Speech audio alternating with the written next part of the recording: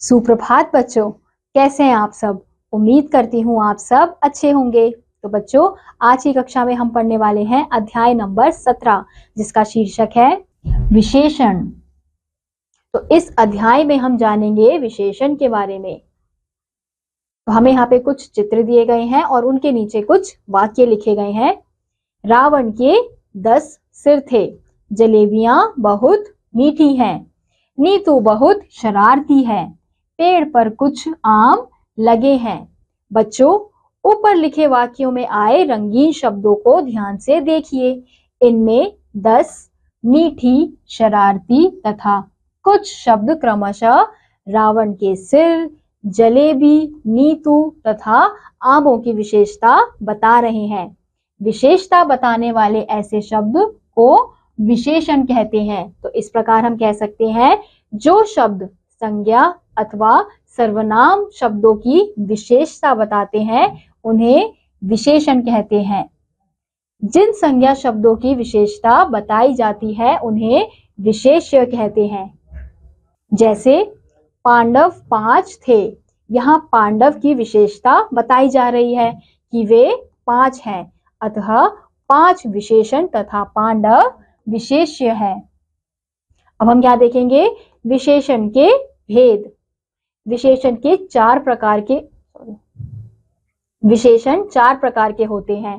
पहला गुणवाचक विशेषण, दूसरा संख्यावाचक, तीसरा परिमाणवाचक और चौथा है सार्वनामिक या संकेतवाचक विशेषण। तो सबसे पहले हम पढ़ेंगे गुणवाचक विशेषण के बारे में। जिन विशेषण शब्दों से संज्ञा या सर्वनाम के रंग, रूप, आकार, प्रकार, गुण, दोष, दशा, स्थान, अवस्था, काल तथा स्थिति आदि विशेषताओं का बोध होता है, उन्हें गुणवाचक विशेषण कहते हैं। जैसे हमें यहाँ उदाहरण दिया हुआ है, बूढ़ी काकी को भूख लगी थी, बीरबल बहुत चतुर थे। उपयुक्त वाक्यों में प्रयुक्त बूढ़ी तथा चतुर शब्द काकी तथा बीरबल की विशेषता प्रकट कर रहे हैं, अतः यह गुणवाचक शब्द हैं। कुछ अन्य गुणवाचक विशेषण, तो रंग लाल, हरा, नीला, पीला, काला, सफेद। गुण योग्य, भला, दयालु, ईमानदार, उदार, बुद्धिमान। दोष कठोर, निर्दयी, बेईमान, पापी, कायर। आकार तिकोना, चौकोर, आयतकार। दशा मोटा, पतला, स्वस्थ, सुंदर। स्वाद खट्टा, मीठा, नमकीन, कड़वा। काल दैनिक, साप्ताहिक, पाक्षिक। स्पर्श चिकना, कोमल, खुरदुरा, कठोर। अब हम अगला देखेंगे, संख्यावाचक विशेषण। जिन शब्दों से संख्या की संख्या का पता चलता है उन्हें संख्यावाचक विशेषण कहते हैं। जैसे 1, 2, 3, 4, कुछ, इतनी आदि। अब हम यहाँ देख सकते हैं, हमें चित्र दिए गए हैं और उनके नीचे कुछ वाक्य लिखे हैं। राजा दशरथ के 4 पुत्र थे, बाजार में कई लोग थे। उपयुक्त वाक्यों में 4 तथा कई शब्द राजा दशरथ के पुत्रों तथा बाजार में उपस्थित लोगों की संख्या बता रहे हैं, अतः ये संख्यावाचक विशेषण हैं। संख्यावाचक विशेषण 2 प्रकार के होते हैं। पहला निश्चित और दूसरा अनिश्चित। तो निश्चित संख्यावाचक विशेषण कौन से होते हैं? जिन विशेषण शब्दों से किसी संख्या या सर्वनाम की निश्चित संख्या का पता चलता है उन्हें निश्चित संख्यावाचक विशेषण कहते हैं। जैसे 1, 2, 3, 4, 100 आदि। जैसे पेड़ पर 8 तोते बैठे हैं, तो इस वाक्य में हमें निश्चित रूप से पता चल रहा है कि 8 तोते बैठे हैं। ऐसे ही अगला है अनिश्चित संख्यावाचक विशेषण। जिन विशेषण शब्दों से किसी संज्ञा या सर्वनाम की निश्चित संख्या का पता नहीं चलता है उन्हें अनिश्चित संख्यावाचक विशेषण कहते हैं। जैसे थोड़े, कुछ, कई, बहुत से, अनेक आदि। अब जैसे यहाँ उदाहरण दिया हुआ है, कुछ लोग बगीचे में टहल रहे हैं। ऐसे ही अगला है परिमाणवाचक विशेषण। परिमाण का अर्थ होता है माप तौल।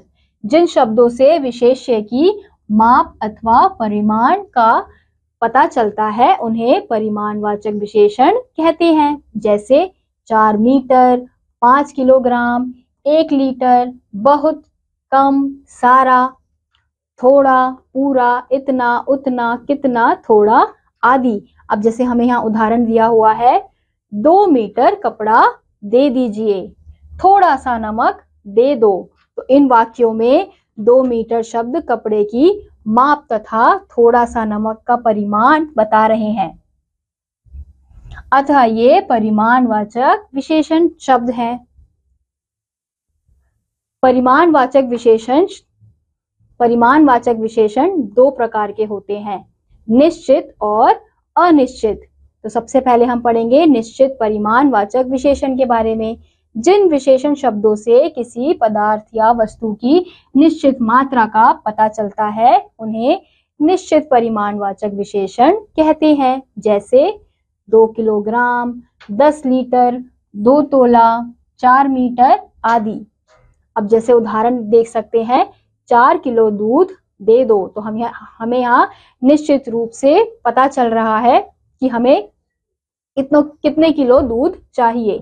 ऐसे ही अनिश्चित परिमाणवाचक विशेषण, जिन विशेषण शब्दों से किसी पदार्थ या वस्तु की निश्चित मात्रा का पता नहीं चलता है उन्हें अनिश्चित परिमाणवाचक विशेषण कहते हैं। जैसे जरा सा, तनिक, थोड़ा, कुछ, बहुत आदि।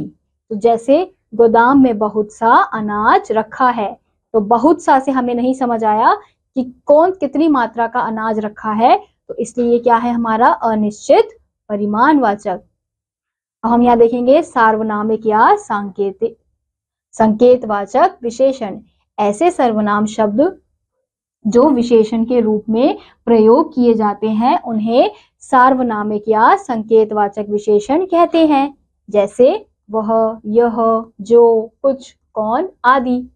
अब हम यहाँ देख सकते हैं, उस घर में कोई नहीं रहता है, यह घड़ी बहुत पुरानी है। तो उपयुक्त वाक्यों में उस तथा यह शब्द घर तथा घड़ी की ओर संकेत कर रहे हैं, अतः यह सार्वनामिक विशेषण है।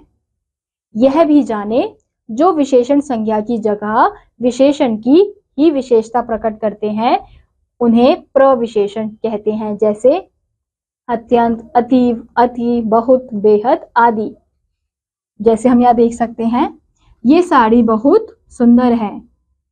तो सुंदर क्या है, विशेषण का शब्द है। तो बहुत क्या कर रहा है, विशेषण की ही विशेषता बता रहा है। तो बहुत शब्द होगा हमारा प्रविशेषण।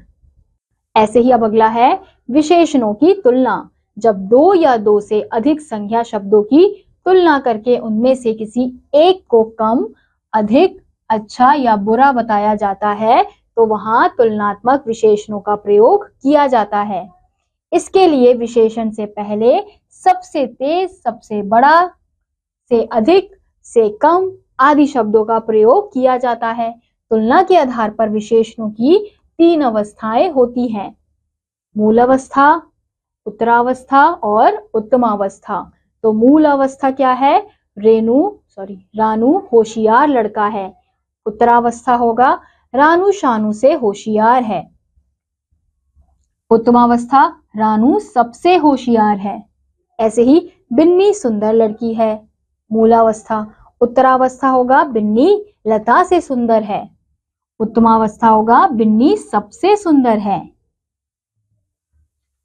अब हम यहाँ देखेंगे संस्कृत के तत्सम शब्दों में उत्तरावस्था के लिए तर तथा उत्तमावस्था के लिए तम प्रत्यय का प्रयोग किया जाता है। जैसे उच्च, उच्चतर, उच्चतम, श्रेष्ठ, श्रेष्ठतर, श्रेष्ठतम, सुंदर, सुंदरतर, सुंदरतम। ऐसे ही अगला है विशेषणों की रचना। हिंदी के कुछ शब्द मूल रूप में विशेषण होते हैं तथा कुछ विशेषण शब्दों को संज्ञा, सर्वनाम, क्रिया तथा अव्यय शब्दों द्वारा बनाया जाता है। हम यहाँ देखेंगे संज्ञा शब्दों से विशेषण की रचना। दिन से दैनिक, श्रम से श्रमिक, पूजा से पूज्य, बुद्धि से बुद्धिमान, रक्षा से रक्षक। ऐसे ही अगला है सर्वनाम शब्दों से विशेषण की रचना। मैं, मुझसा, वह, वैसा, उसका, यह, ऐसा। अगला है क्रिया शब्दों से विशेषण, क्रिया से विशेषण की रचना। टूटना, टूटा, बनना, बनावटी, पतित, देखना, दिखावट। ऐसे ही अगला है अव्यय से विशेषण शब्दों की रचना। बाहर, बाहिर, बाहरी, पीछे, पिछला, आगे, अगला। तो बच्चों, इसी के साथ आज का यह अध्याय यहीं समाप्त होता है। उम्मीद करती हूँ आपको यह अध्याय समझ आया होगा। मैं आपसे मिलूंगी अगली कक्षा में, तब तक के लिए नमस्कार।